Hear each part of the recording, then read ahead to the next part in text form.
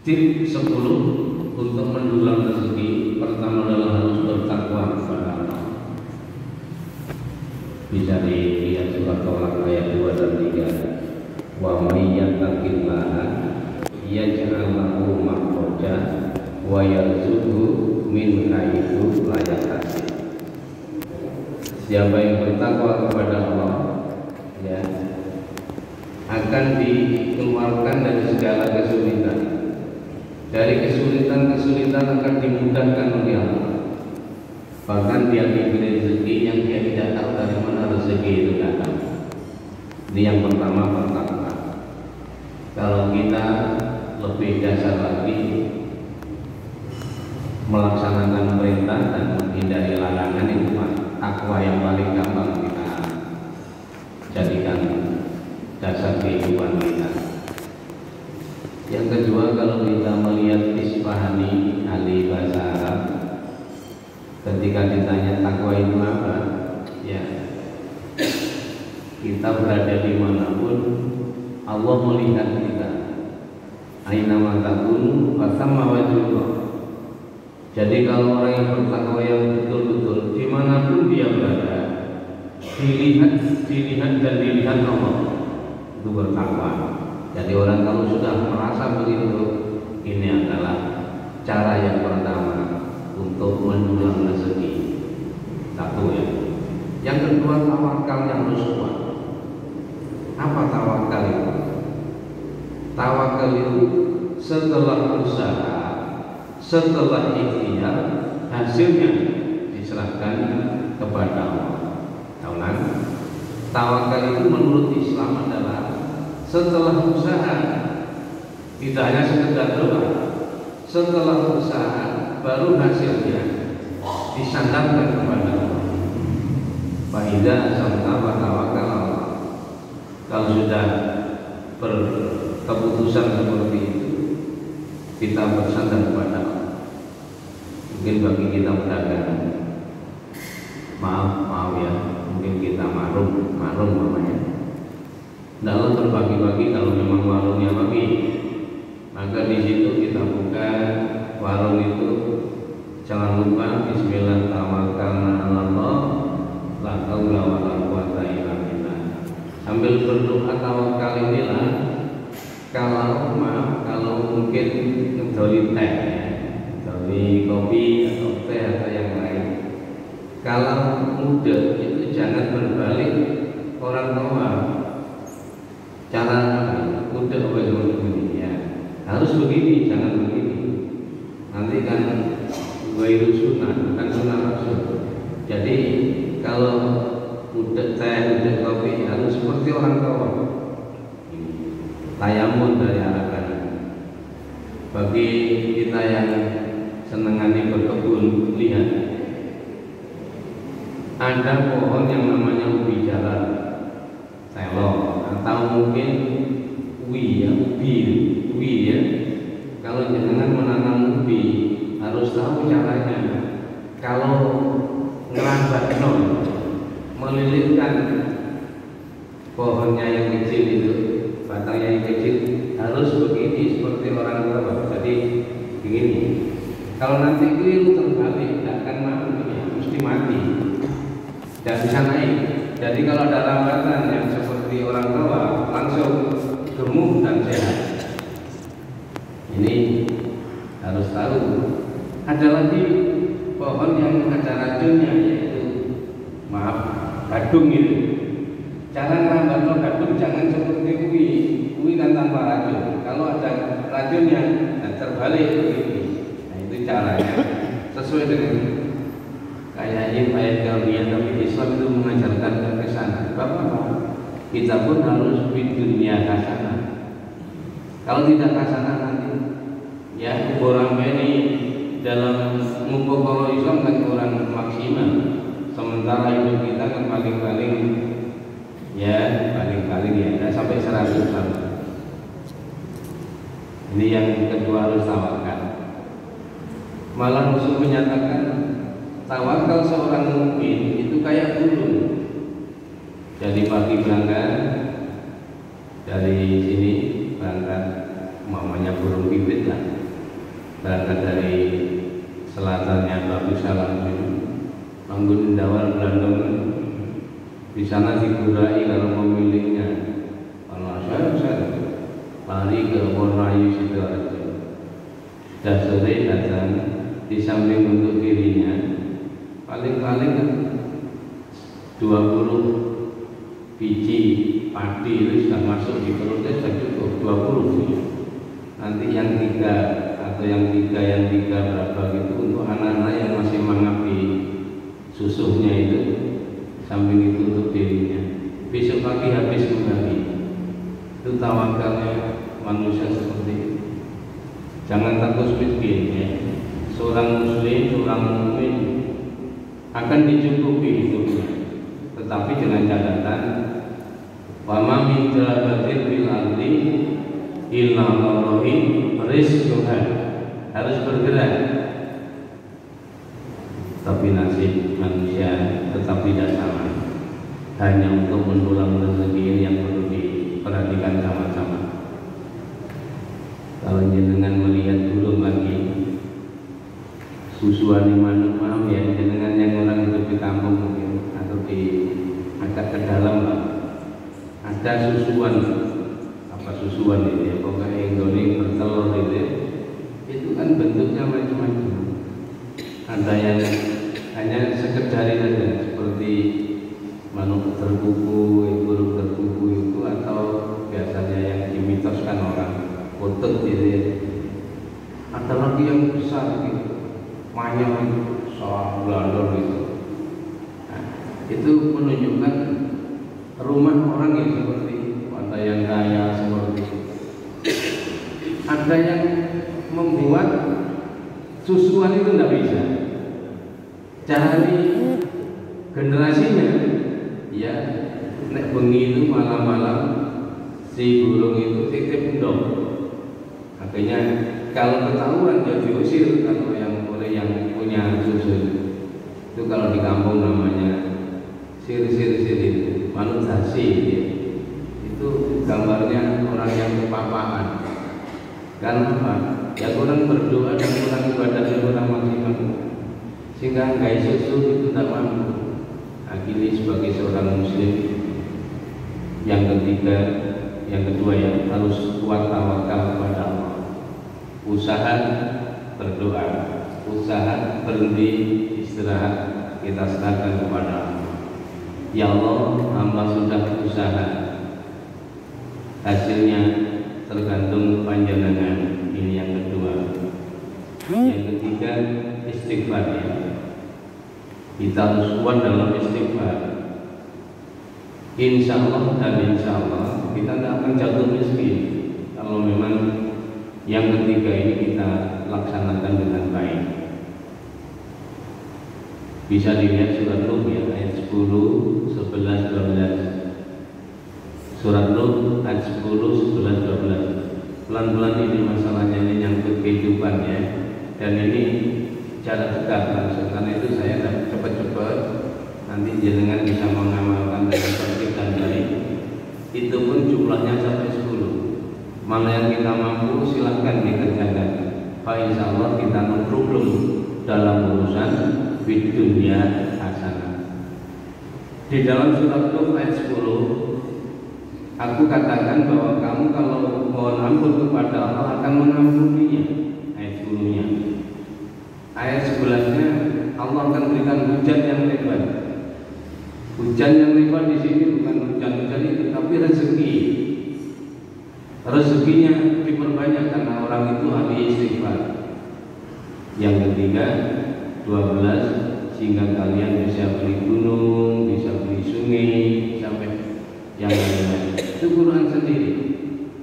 Coba kita menengok ke ulama timur. Ada seorang ulama yang namanya Hasan Al-Basri rahimahullah ya. Itu kan lahirnya di Madinah. Ini tabi'in yang kedua. Tabi'in yang kedua. Masih sekitar tahun 200-an orang ini sudah ada. Kalau kita hitung dari sekarang ya 1200 tahun yang lalu orang ini hidup. Dia mengembara karena dia pedagang kain yang kaya. dari Madinah pindah ke Basra, Irak Utara. Orang-orang terkenal kalau di Timur Tengah itu biasanya dinisbatkan pada kota lahirnya, padahal dia di Madinah.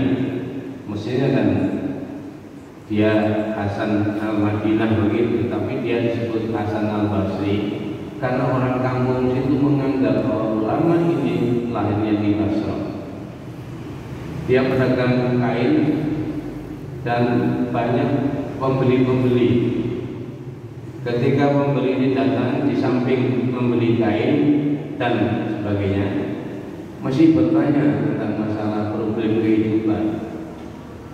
Karena ulama ini ulama yang betul-betul sorry dalam masalah agamanya. Maaf, yang berikan nama pun istri Rasul yang namanya Ummu Salamah, bukan main, kan cucunya Zubair bin Awam. Jadi sejak itu saya tahu itu ulama ini masih dekat sekali dengan para sahabat itu. Setiap ada problem kehidupan, tanya pada Syekh.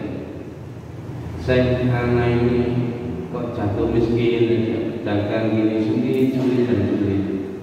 Tidak kayak antum begitu kaya hebat. Ya karena disinggung dia, jangan menyinggung itu. Cuma kamu kurang istighfar. Istighfar aja ngakek. Istighfar yang maksimal yang banyak. Ada lagi, saya ini sakit tak kunjung sembuh. Saya istighfar mesti ngakek. Ada lagi, saya punya anak perempuan belum dipinang, padahal saya menginginkan segera punya cucu. Maaf ini contoh. Yang ketiga ini contoh. Maka hanya istighfarmu sing akeh, perbanyak istighfar. Akhirnya murid-muridnya nonton sambil nonton kain ini, saya antum ini kok pancet monoton jawaban sampean. Wong sulit istighfar, miskin istighfar, macam-macam sakit tak kunjung sembuh istighfar. Kok pancet jawabannya monoton. Akhirnya melodotlah si saya. Antum menganggap saya ini gurumu, masya Allah, antum ustazi, sampai ini guruku yang paling top, karena terkenal ulama besar dan ini guru saya. Ilmu yang saya ambil dari antum ini sangat banyak untuk saya.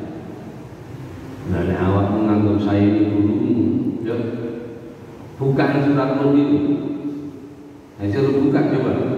Semua problem kehidupan Islam itu gampang sebenarnya. Asal kita jalan dekat mempelajari Islam gampang. Problem segala kehidupan lihat di dalam surat Nur itu. Wong susah istighfar, tidak sembuh dalam penyakit istighfar, jatuh dagangannya dan aku istighfar, sampai ilmu yang lain tentunya. Mandu-mandu lah si murid-muridnya. Jadi bagaimana cara istighfar? Kalau di dalam sholat, kecuali kalau ada kajian seperti ini, kita duduk sebentar setiap habis sholat, ambil dulu yang dari sunnah Rasulnya. Kita ya terserah duduk tenang, bacalah istighfar dulu dalam sholat ini dulu. Ini dalam sholat. Astagfirullah, astagfirullah, astagfirullah. Allahumma antas salam wa minkas salam, tabarakta ya dzal jalali wal ikram. Salam. Allahumma antas salam wa minkas salam, tabarakta ya dzal jalali wal ikram. Saat dulu masih kecil-kecil itu kalau Allahumma salam macam Allahumma salam wa minka salam wa baina rabbana bisalam wa adkhilna jannata salam tabaraka wa ta'ala ya dzal jalali wal ikram. Setelah saya mampu bawa kitab hadis saya baca, ternyata dari Rasul hanya 3 kata, Allahumma salam wa minka salam tabaraka ya dzal jalali wal ikram. Sekali saja, tapi rutin istiqomahnya. Yang ketiga, la ilaha illallah wahdahu la syarikalah lahul mulku wa lahul hamdu wa huwa ala kulli syai'in qadir. Untuk yang 4 rakaat zuhur, asar, isya bisa 3. Ulang. La ilaha illallah wahdahu la syarikalah lahul mulku wa lahul hamdu wa huwa ala kulli syai'in qadir. Cukup 3 untuk zuhur, asar, isya. Untuk maghrib bisa 3, bisa 10. Untuk subuh, nah ini berbeda. Untuk subuh kalau ada kajian seperti ini bisa 10, bisa 100. Bisa 10, bisa 100. La ilaha illallah wahdahu la syarikalah lahul mulku wa lahul hamdu wa huwa ala kulli syai'in qadir. Masih ingat ada ibadah yang pahalanya setara dengan haji? Kan ada 6 itu. Coba saya ambil yang ketiga ya.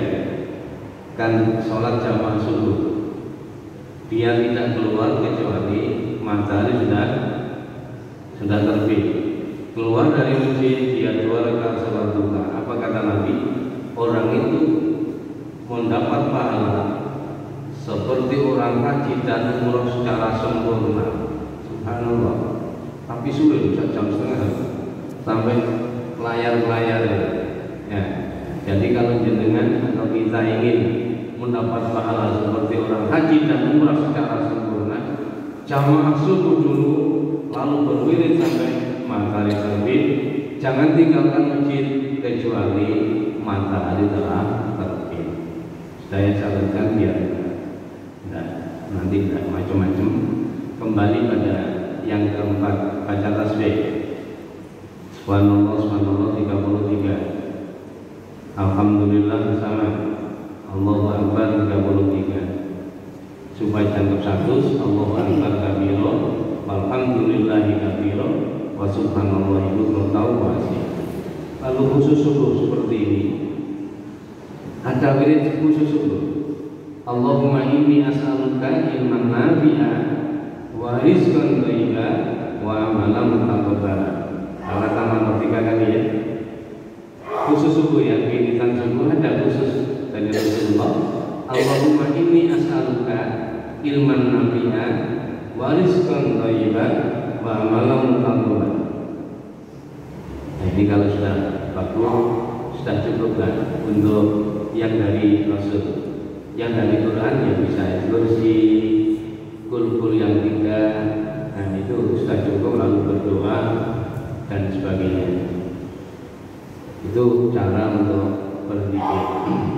Kalau bisa kita tadi saya baca surat Ali Imran tadi 1 sampai sekitar 20 tadi saya baca.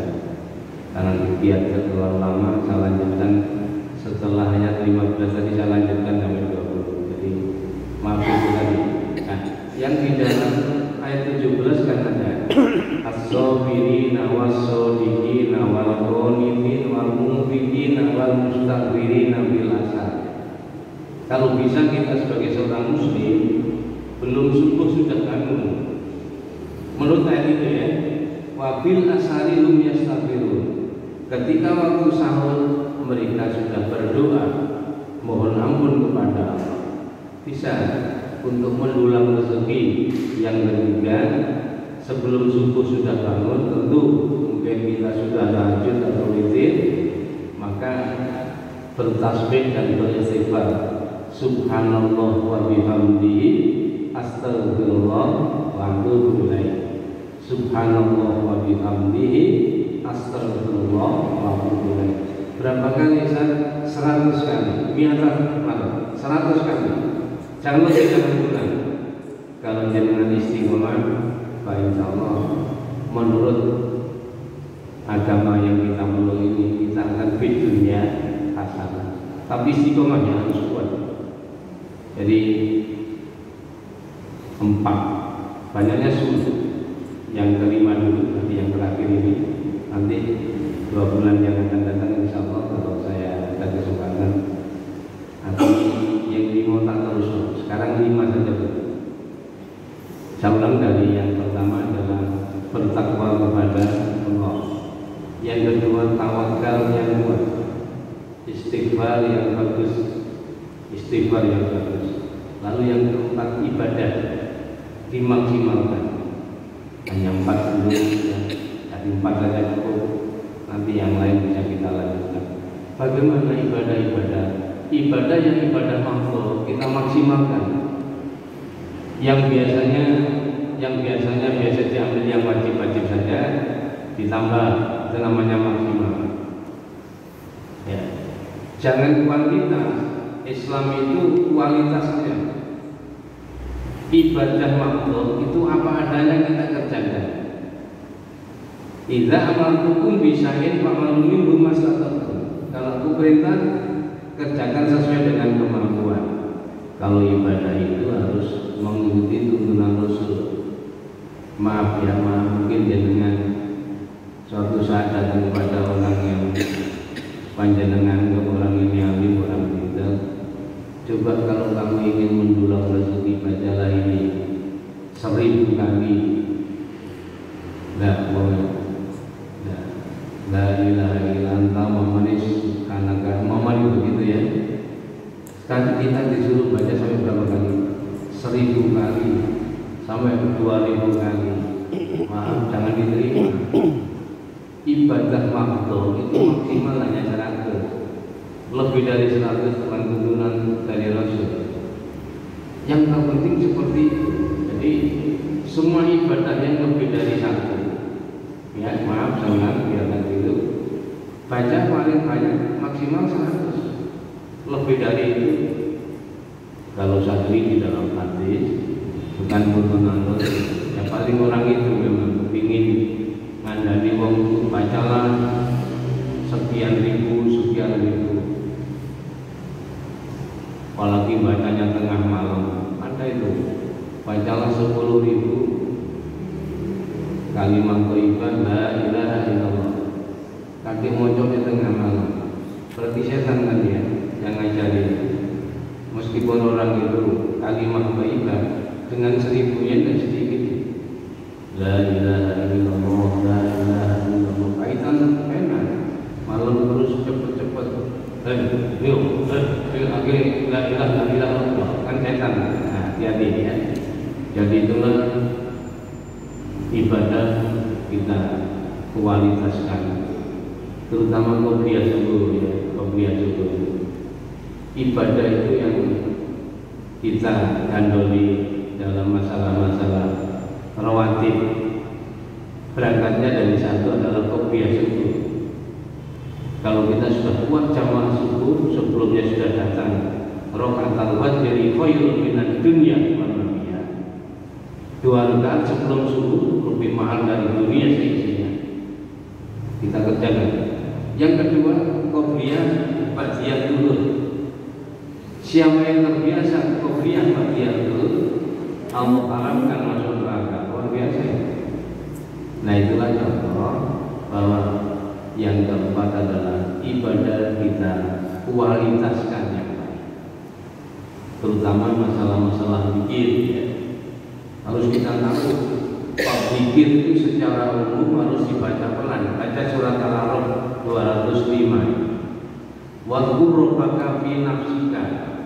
Bacalah, zikirlah, ingatlah kepada Allah di dalam hati.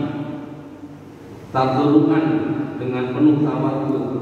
Wa khifatan, ada rasa khawatir jangan-jangan zikirku tidak diterima Allah. Wa dunal jahri minal qawli. Tidak perlu bandel-bandel suara ya. Suara tidak keras-keras. Bil hudui wal asal.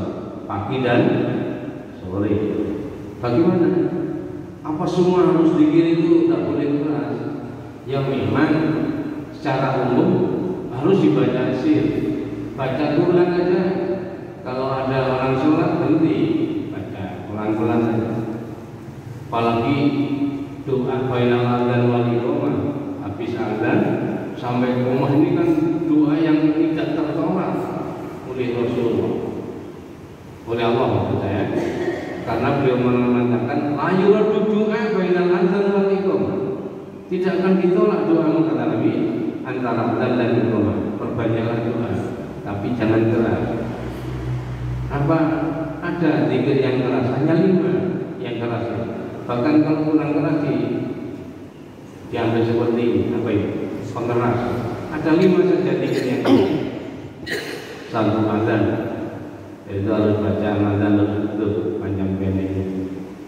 terutama kita itu kalau anda pada kalimat la ilaha illallah itu asyhadu an la tanya juga itu asyhadu an la ilaha illallah asyhadu an la ilaha illallah gitu ya. Lalu yang kedua asyhadu anna Muhammadar Rasulullah. Ananya harus pendek. Anak jangan panjang. Nanti kalau kita panjangkan justru kita yakin Nabi, karena itu kita pelajari. Yang kedua iqamah. Yang sering keliru pada iqamati sholat. Iqamati sholat, iqamati sholat. Lahnya harus panjang ini. Iqamati sholat, iqamati sholat. Jangan dipendekkan nanti artinya berubah. Iqamati sholat, iqamati sholat. Di sana gitu ya. Yang ketiga adalah memberikan salam dan menjawab salam. Assalamualaikum warahmatullahi wabarakatuh. Yang jawab dengan masing-masing. Yang keempat talbiyah haji. Jenengan kalau haji talbiyah haji harus sama. Agak dibaca keras sama-sama.